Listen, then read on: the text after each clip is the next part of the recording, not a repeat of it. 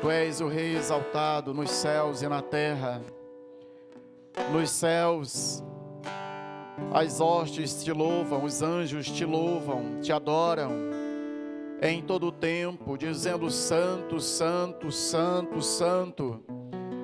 Na terra existe um povo que te louva, que te adora, dizendo: Santo, Santo, Santo. Bendito é o Senhor, Cordeiro de Deus, o Rei dos Reis, o Senhor dos Senhores. Te glorificamos, Senhor, nessa noite, te exaltamos, bendizemos o teu nome. Pedimos que a tua palavra, Senhor, continue manifestando transformação em nossa vida, direção, força, esperança. Ó Deus, nós encontramos força na tua palavra, encontramos esperança na tua palavra. Por isso nós te louvamos, Rei, e te adoramos, em nome de Jesus. Podeis assentar, queridos. A graça e a paz, amém? Amém. Que bom estarmos juntos novamente, adorando Jesus, como igreja, como corpo de Cristo, como irmãos. Que maravilha. Vamos meditar na palavra do Senhor. Abra sua Bíblia em Mateus, capítulo 2. Mateus, capítulo 2. Nós queremos pensar nessa noite sobre nasceu o Rei. Nasceu o Rei. Mateus, capítulo 2.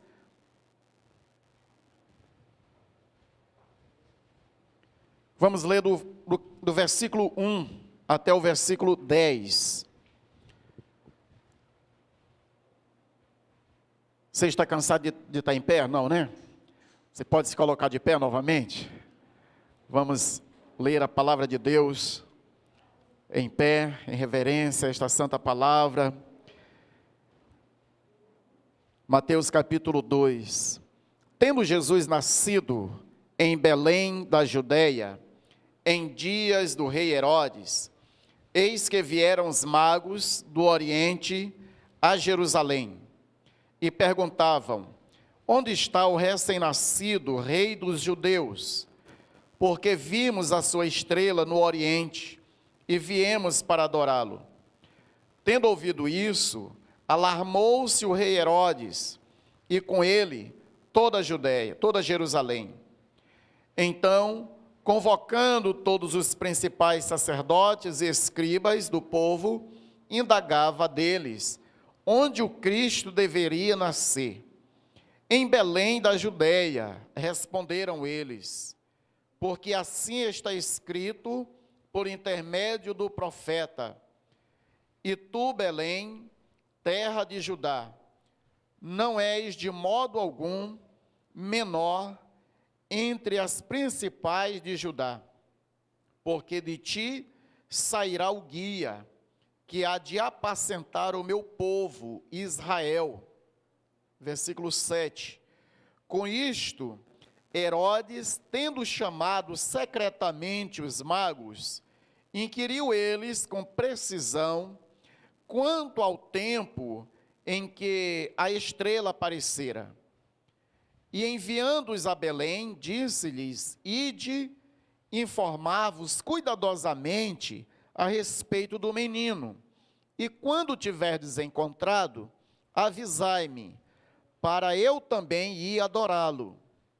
Depois de ouvirem o rei, partiram, e eis que a estrela que viram no Oriente os precedia, até que, chegando, parou sobre onde estava o menino. E vendo eles a estrela, alegraram-se com grande júbilo. Entrando na casa, viram o menino com Maria, sua mãe. Prostrando-se, o adoraram. E abriram os seus tesouros, entregaram-lhe suas ofertas: ouro, incenso e mirra. Sendo por divina advertência, prevenidos em sonho para não voltarem à presença de Herodes, regressaram por outro caminho a sua terra. Amém? Podeis assentar?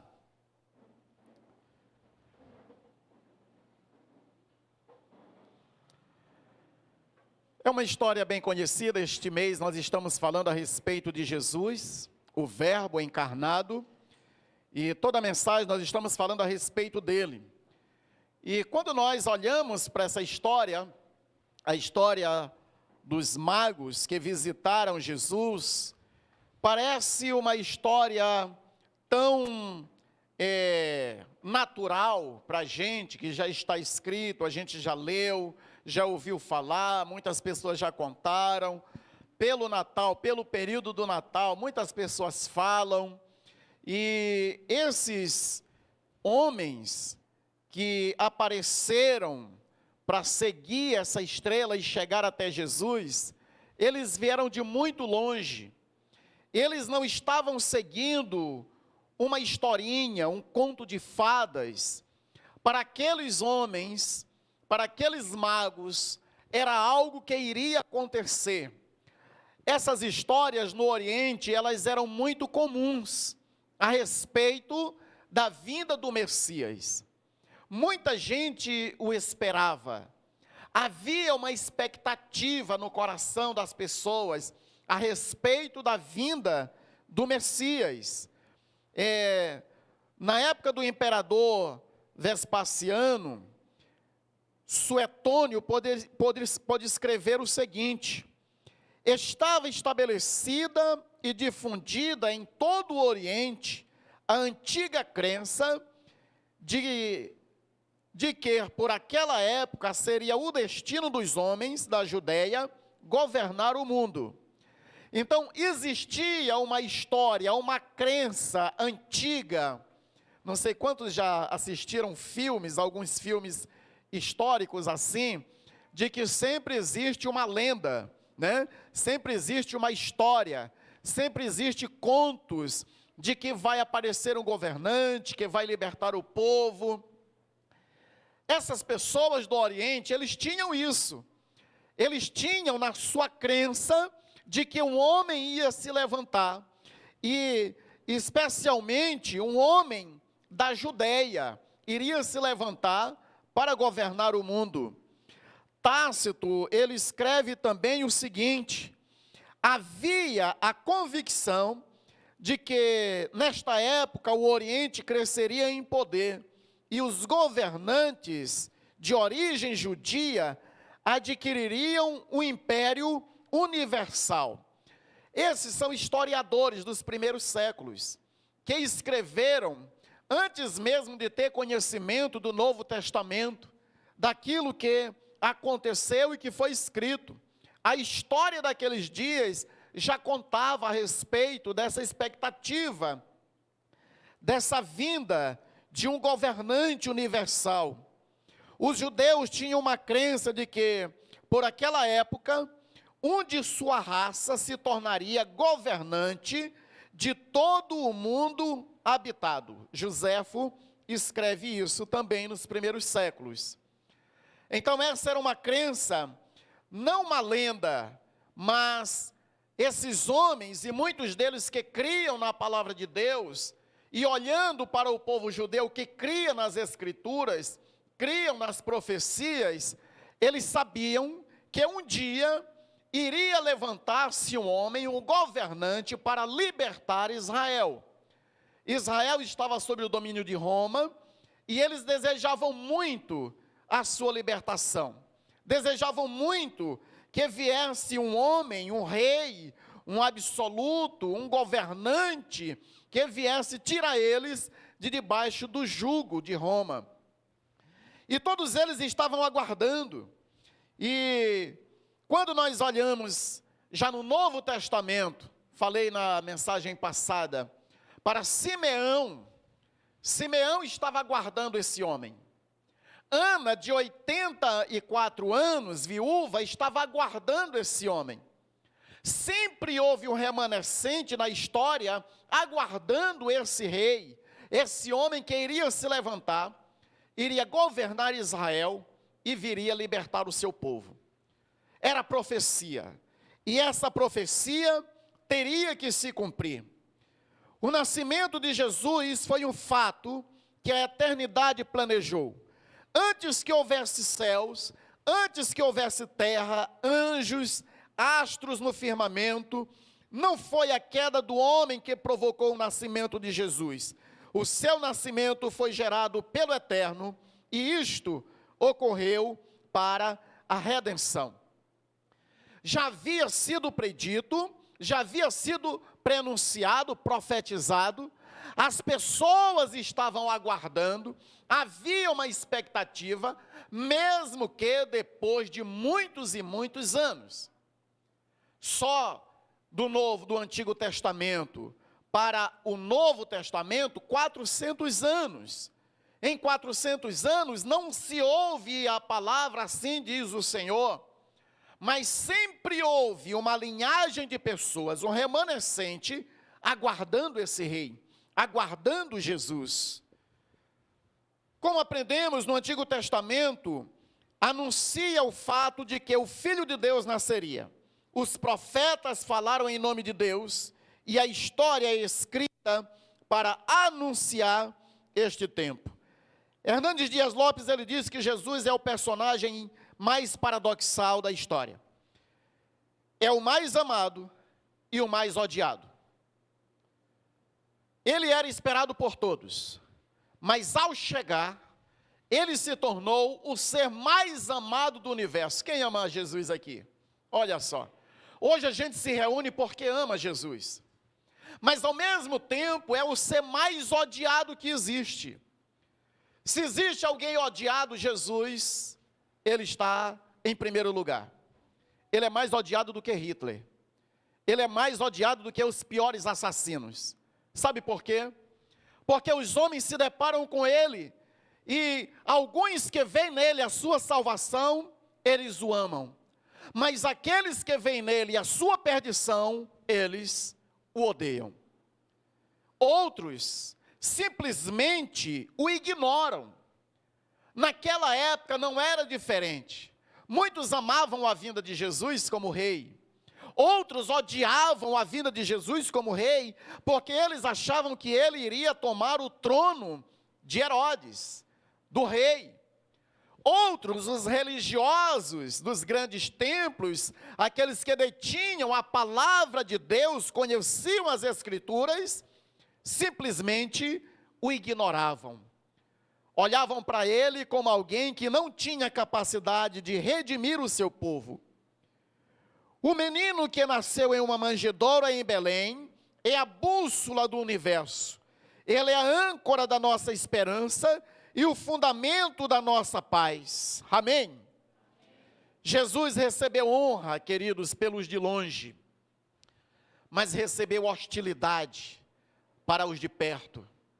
Aqueles magos vieram de tão longe para prestar honra, prestar homenagem, prestar culto a Jesus. E as pessoas que estavam tão perto não puderam fazer isso, não souberam fazer isso, não se importaram com isso. Isso quer nos dizer que muitas das vezes nós estamos tão perto de Jesus, mas nos tornamos tão indiferentes a Ele, que não conseguimos tê-lo como nosso rei, como o rei da nossa vida, como aquele que é amado por nós também. Nasceu o rei, o que fazer então? O que nós precisamos fazer, o que nós devemos fazer, já que o rei nasceu? Em primeiro lugar, nós devemos nos alegrar. Diga, nos alegrar. O versículo 10 nos diz: quando tornaram a ver a estrela, encheram-se de alegria. Quando tornaram a ver a estrela, encheram-se de alegria. Na minha tradução diz assim: e vendo eles a estrela, alegraram-se com grande e intenso júbilo. Aquela estrela que prenunciava onde Jesus estava, aqueles magos vendo essa estrela, sabendo que logo, logo, eles veriam o rei da sua vida, o salvador do universo, eles se encheram de intensa alegria. E é isso que nós devemos também nos alegrar. Quando Gabriel fala para Maria sobre Jesus, ele diz: alegra-te, agraciada, o Senhor é contigo. Quando Maria vai visitar Isabel, que já estava com 6 meses de gestação, quando ela chega, João Batista, que estava ainda com 6 meses de idade, já se alegrava com a presença de Jesus. O versículo 44 de Marcos 1 diz: pois logo que ouvi o teu cumprimento, Isabel falando para Maria, a criancinha saltou de alegria dentro de mim. Que maravilha! João Batista, com 6 anos, já era cheio do Espírito Santo, e sentiu a presença de Jesus.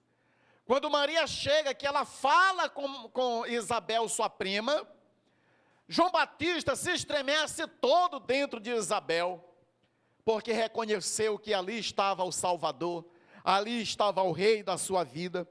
O cântico de Maria representa a sua felicidade. Marcos 1,46.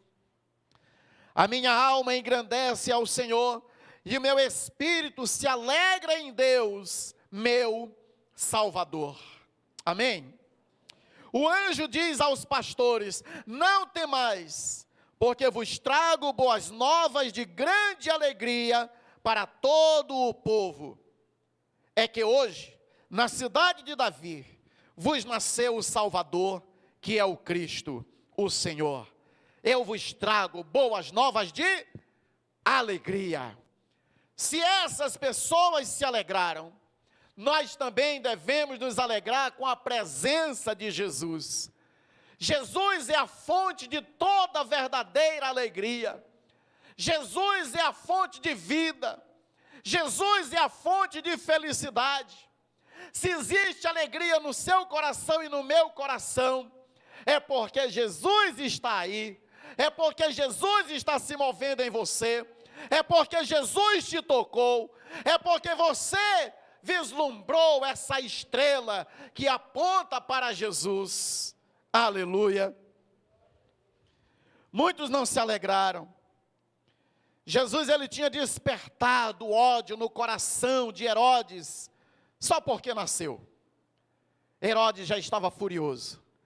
Herodes não queria adorar Jesus. Herodes queria matá-lo. Porque depois a gente vai ver que ele manda matar todas as crianças da idade de Jesus. Porque ele temia que Jesus viesse tomar o seu trono, viesse sentar no seu trono. Mas o trono de Jesus não era uma cadeira de ouro, de marfim. O trono de Jesus não era físico. O trono de Jesus, Herodes não podia detê-lo dele sentar nesse trono. Porque Herodes não domina o coração das pessoas. E o coração das pessoas é o trono que esse rei veio para assentar e governar.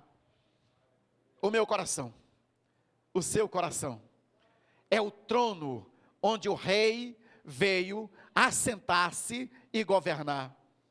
Não existe Herodes para dizer assim: não, nesse trono não, esse trono é meu. Não, nós podemos dizer: Senhor, Tu és o meu rei, entra em minha vida, assenta-te em meu coração e governa essa vida, porque eu faço parte do Teu reino, eu sou parte do Teu reino e Tu és o meu rei. Aleluia, glória a Deus. Nasceu o rei, o que fazer? Nós devemos nos alegrar. Mas também diante do nascimento do rei, nós devemos adorar. Diga: adorar. O versículo 11 diz: ao entrarem na casa, viram o menino com a mãe, com Maria, sua mãe, e prostrando-se, o adoraram. O único motivo daqueles magos irem até Jesus foi para adorá-lo. Nada mais. Eles saíram de longe, eles saíram do Oriente, eles saíram de países distantes, andaram dias, noites, atravessaram desertos de calor e de frio, Eles caminharam naquela direção simplesmente para adorar o rei. Queridos, quando nós somos adoradores, não existe distância. Eu fico percebendo alguns aqui da igreja que moram longe, que moram distante, por força das circunstâncias, mas enquanto o corpo está longe, a alma está perto. Enquanto a sua casa está longe, ele é um adorador, ele está presente, ele faz de tudo para estar presente, porque para o adorador não existe distância, não existe.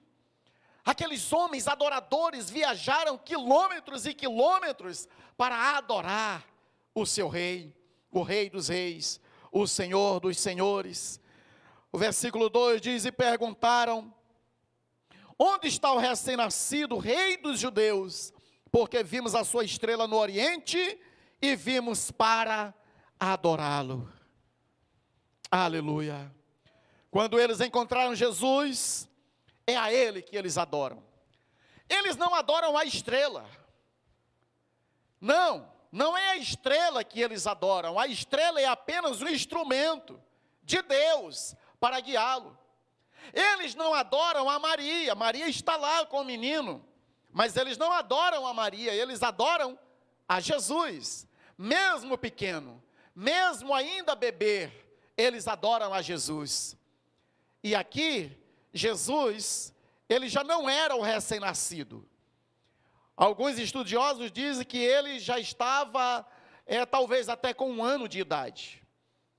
Porque você percebe que quando eles chegam, ele não está mais na manjedoura. Ele está onde? Você viu na leitura? Ele está em uma casa. Ele não está mais na estrebaria. Ele não está mais numa manjedoura. Ele já está em uma casa. E nessa casa está o rei. E eles adoram o rei nessa casa.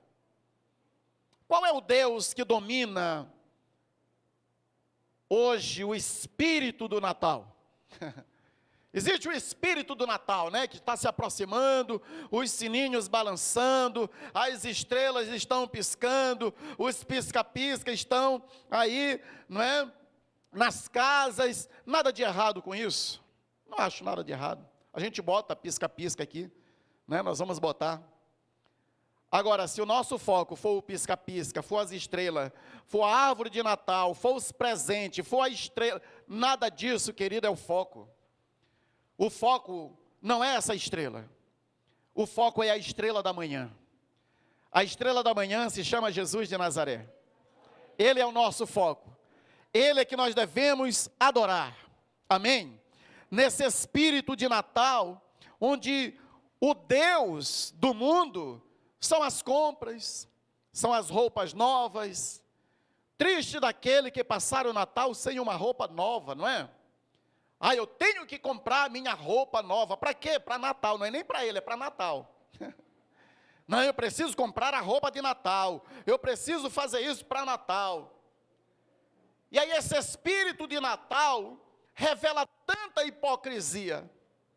Porque pelo Natal a gente se abraça, a gente se ama, a gente libera perdão, a gente perdoa, a gente vai na casa do parente que nunca foi. Passou o Natal, passou o Espírito. É um espírito estranho, um espírito passageiro. Só que o Espírito de Jesus é o Espírito Santo, que veio para morar. A nossa vida é uma completa festa o tempo todo. A nossa vida deve ter um estilo de perdão, de abraço, de comunhão, de olhar para o outro e cuidar do outro, mesmo não sendo o Natal. Porque veja, meus amados irmãos, Jesus veio para ser adorado, mas nós estamos adorando muito mais a criatura do que o Criador. No Natal, para quem são os presentes? O que é o Natal? Não é o aniversário de Jesus? É o aniversário de Jesus, mas quem ganha o presente? Quem ganha o presente somos nós. E ai daquele que não der o presente de Natal, não é? Passa o ano todo, não dá um presente, mas Natal tem que dar o presente. Não deve ser assim. O presente não é só por Natal. Alguns eles já estão planejando a festa de Natal. Alguns já estão comprando as grades de cerveja para comemorar o aniversário de Jesus. Roupas novas, cerveja, comida, estão preparando uma grande festa, mas não para comemorar o aniversário de Jesus, porque em algumas festas Jesus não pisaria, porque o nome dele é blasfemado o tempo todo. Jesus, ele veio para ser adorado. Aqueles magos, eles nos ensinam a respeito dessa adoração. Eles nos ensinam a respeito de renúncia. Eles deixam família, eles deixam bens, eles deixam casa para adorar o Senhor. Eles nos ensinam a respeito da verdadeira alegria, que não está no espírito do Natal, está em Jesus, que nos deu a vida e vida em abundância. Eles deram tudo o que tinha, eles deram presentes caros para Jesus. E nós, será que nós damos pelo menos a nossa vida, o nosso coração, a nossa alma, o nosso tempo? Eles nos ensinam sobre mudança de vida. Aqueles homens, eles chegam ali por providência divina, eles recebem em sonho outra direção e eles mudam de rota. Eles não voltam pelo mesmo caminho da morte. Voltar pelo caminho para se encontrar com Herodes era voltar para o caminho da morte. Mas eles vão por outro caminho. Eles encontram a vida. E quando a gente encontra a vida, a gente muda de rota, a gente muda de caminho, a gente muda de destino. Eles humildemente se prostraram. Aqueles que buscam por Jesus o verão. Aqueles que realmente o veem, adoram, diz Charles Spurgeon. O Salmo 95, de 1 a 7, vai trazer uma celebração a esse Deus, a esse Senhor. Diz: vinde e cantemos ao Senhor. Com júbilo, celebremos o rochedo da nossa salvação. Saiamos ao seu encontro com ações de graças. Vitoriemos com salmos, porque o Senhor é o Deus supremo e o grande rei acima de todos os deuses. Nas suas mãos estão as profundezas da terra, e as alturas dos montes lhe pertencem. Dele é o mar, pois ele o fez, obra de suas mãos os continentes. Vinde, adoremos e prostremo-nos, ajoelhemos diante do Senhor, que ele nos criou. Ele é o nosso rei, e nós, povo do seu pasto, ovelha da sua mão. Aleluia, glória a Deus. Você pode adorar o Senhor? Quem ele é para a sua vida? Ele é o seu Salvador? Ele é o seu Senhor?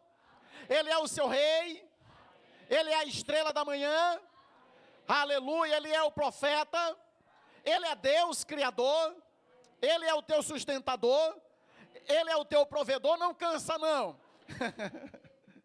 aleluia, ele é tudo isso e muito mais. Aquele menino que estava naquela manjedoura, e que agora estava em uma casa, que foi adorado pelos magos, ele é o nosso rei e adorado também por nós. Por último, nasceu o rei. O que fazer? Nós vamos oferecer o nosso melhor. Então abriram os tesouros e lhe deram presentes: ouro, incenso e mirra. Como podemos estar diante do rei e nada lhe oferecer? Naquela época era próprio dos reis serem visitados, e ninguém, absolutamente ninguém, visitaria um rei sem trazer o melhor da sua terra, sem trazer as riquezas da sua terra, do seu reino, para esse outro rei. Visita de um rei, com certeza viria logo uma comitiva de muitos presentes. Lembra da rainha de Sabá, quando vai visitar Salomão?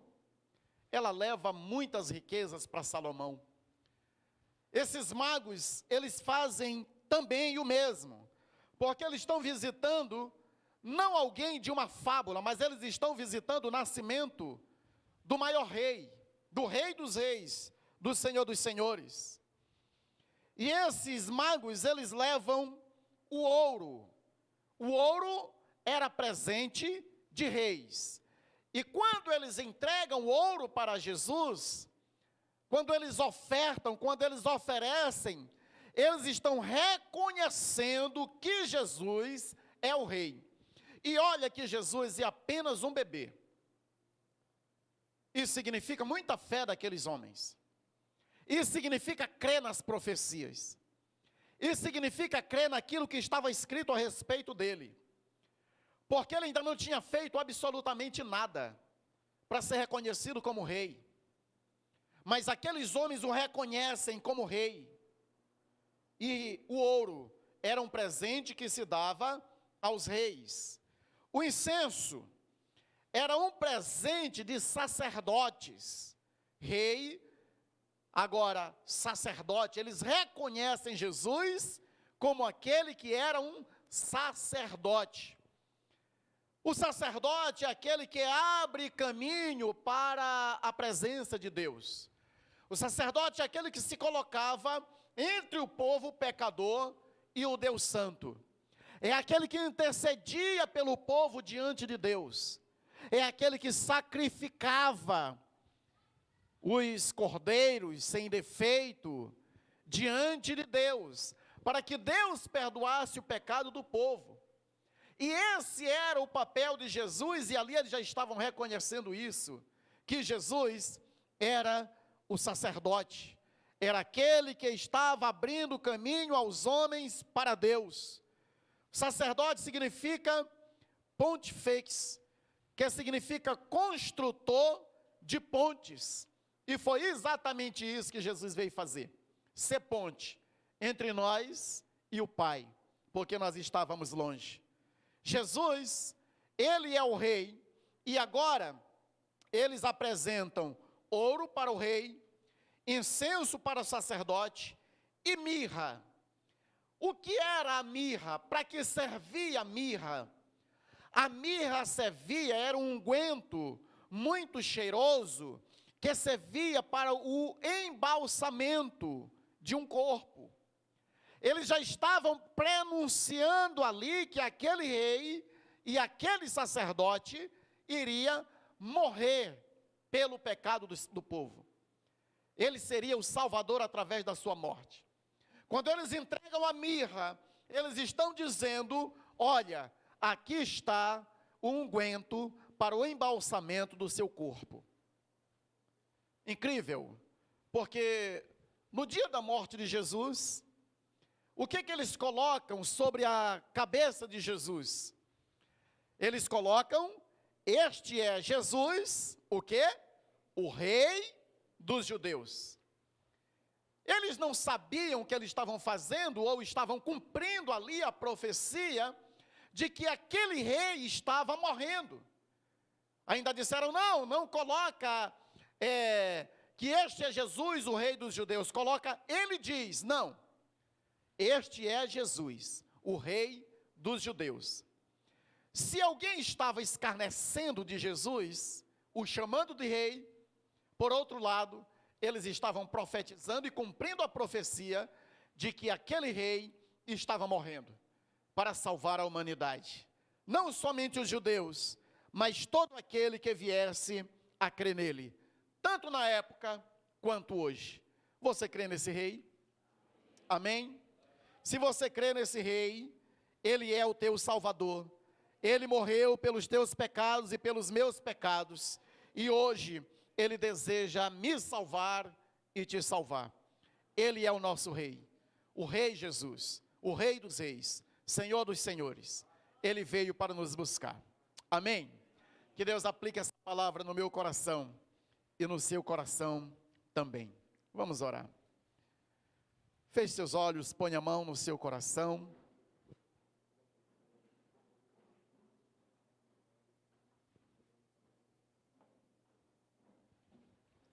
Senhor, que maravilhosa a tua história. Que maravilhoso foi esse tempo, Pai, onde homens de um lugar tão distante reconheceram que naquele lugar, exatamente naquele lugar, onde a estrela os guiava, havia nascido o Salvador da humanidade, havia nascido o Rei, que eles foram simplesmente para adorá-lo. Obrigado, Pai, porque a distância não é nenhuma dificuldade para um adorador. Ele viaja, ele vai, por um único motivo, não de receber, mas de oferecer adoração, oferecer sacrifícios, oferecer reconhecimento de quem tu és, porque o maior presente o Senhor já nos deu, que foi a tua salvação, através da tua morte na cruz do Calvário. Obrigado, meu Rei, porque hoje o Senhor faz do nosso coração o teu trono eterno, e nós oferecemos de livre e espontânea vontade, Senhor, para que o Senhor more em nossa vida, faça não somente morada, mas também que o Senhor domine, que o Senhor cuide, que o Senhor dirija, que o Senhor cumpra a tua vontade em nós. Rei do meu coração, nós te adoramos. Rei dos reis, Senhor dos senhores, nós te adoramos. Nos prostramos diante da tua santa majestade. Adoramos o Senhor juntamente com os anjos, com os querubins, com os serafins, e dizemos que tu és santo, tu és santo, tu és santo, tu és santo, tu és santo, tu és santo, tu és santo, Senhor, tu és santo. Rei do meu coração, Rei da minha vida, Rei da vida dos meus irmãos, seja entronizado, seja adorado, seja exaltado, seja bendito. Tu és o nosso Rei, tu és o nosso Rei. Aleluia, adore Jesus, adore Jesus, adore Jesus. Assim como aqueles magos vieram lhe adorar, adore Jesus. Justiça igual